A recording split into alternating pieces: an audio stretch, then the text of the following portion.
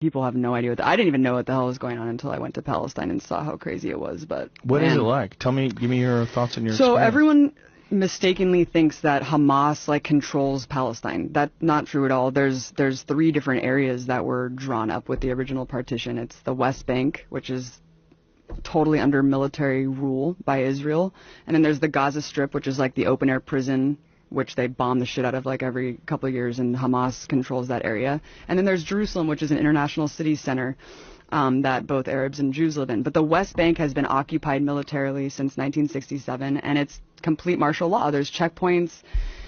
All political parties are illegal. You can't. Having a gun is like the least of it. You can't hold a flag. You can't belong to a political party. You literally can't do shit if you're a Palestinian. You just have to sit there and submit.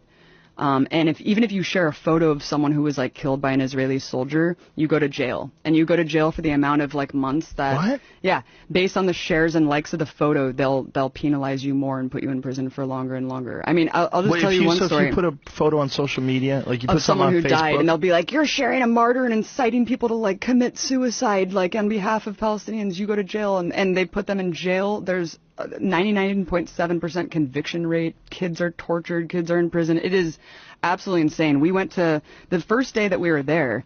We went to a funeral of some guy, some farmer who was shot by Israeli forces, and we went to the funeral. It was horrible. You know, all the women are wailing and crying. And as we're leaving, the Israeli forces had set up a checkpoint right outside of this dude's house and started tear gassing and shooting rubber bullets like at people who were simply attending the funeral, just to punish people for attending the funeral.